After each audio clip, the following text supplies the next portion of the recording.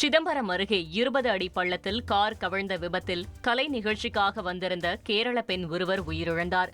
மயிலாடுதுறை மாவட்டம் திருமுல்லை வாசலில் கோயில் கலை நிகழ்ச்சிக்காக கேரளாவிலிருந்து விரடி என்பவர் இளம் பெண்களுடன் வந்திருந்தார். கலை நிகழ்ச்சி முடிந்து அவர்கள் காரில் சிதம்பரம் கூத்தன்கோவில் 4 வழிச்சாலையில் வேகமாக வந்து கொண்டிருந்தனர். அப்போது திடீரென கட்டுப்பாட்டை இழந்த காரானது 20 அடி பள்ளத்தில் தலைக்குப்புற கவிழ்ந்தது.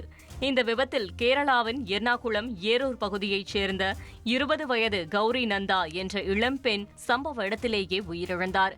மற்ற 9 பேரும் படுகாயங்களுடன் கடலூர் அரசு மருத்துவமனையில் சிகிச்சையில் உள்ளனர். இதுகுறித்து வழக்கு பதிவு செய்த போலீசார் விசாரணை நடத்தி வருகின்றனர். கேரள மாநிலம் கோழிக்கோட்டில் கார் பேருந்தில் உரசியதால் ஏற்பட்ட தகராறு கோஷ்டி மோதலாக மாறி 6 பேர் காயமடைந்துள்ளனர். கோழிக்கோடு மாவட்டத்திற்கு உட்பட்ட பாலுசேரி பகுதியில் வேகமாக சென்று கொண்டிருந்த பேருந்தில் அவ்வழியாக வந்து கொண்டிருந்த கார் உரசியதால் இந்த தகராறு ஏற்பட்டுள்ளது. போலீசார் தலையிட்டு இரு தரப்பினர் இடையே ஏற்பட்ட மோதலை முடிவுக்கு கொண்டு வந்த நிலையில் மருத்துவமனைக்கு சிகிச்சைக்காக சென்ற இடத்தில் மீண்டும் அவர்கள் மோதிக்கொண்டதால் போலீசார் அவர்கள் மீது வழக்கு பதிவு செய்து விசாரணை மேற்கொண்டு வருகின்றனர்.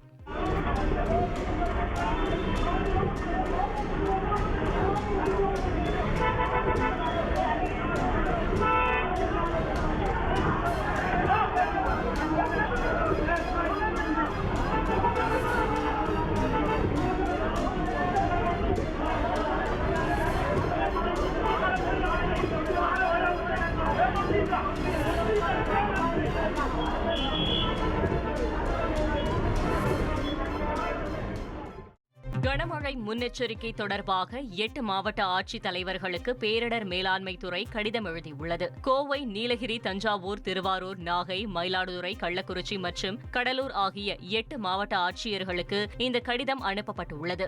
ஆகஸ்ட் 4ஆம் தேதி நாகை, மயிலாடுதுறை, கள்ளக்குறிச்சி மற்றும் கடலூர் மாவட்டங்களில் மழை பெய்யக்கூடும் என்றும் தெரிவிக்கப்பட்டுள்ளது.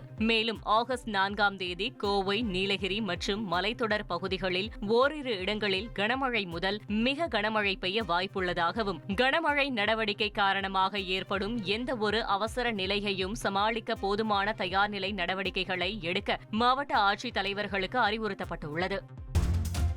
திருவண்ணாமலையில் வாரச்சந்தை இடமாற்றத்தை கண்டித்து வியாபாரிகள் சாலை மறியல் போராட்டத்தில் ஈடுபட்டனர்.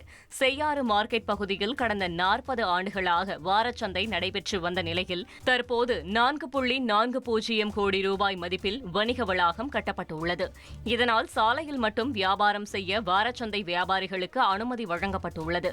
இந்த பகுதியில் குடிமகன்களின் தொல்லை இருப்பதால் வியாபாரம் பாதிக்கப்படும் என கூறி வியாபாரிகள் சாலை மறியல் போராட்டத்தில் ஈடுபட்டனர். தகவல் வந்த போலீசார் பேச்சுவார்த்தை நடத்தியதை தொடர்ந்து வியாபாரிகள் போராட்டத்தை கைவிட்டனர். இதனால் அப்பகுதியில் சிறிது நேரம் போக்குவரத்து நெரிசல் ஏற்பட்டது. இனி செல்லும் இடமெல்லாம் செய்தி. தந்தை டிவியின் வாட்ஸ்அப் சேனலை ஃபாலோ பண்ணினா செல்ல இருக்கும் இடமெல்லாம் செய்தி.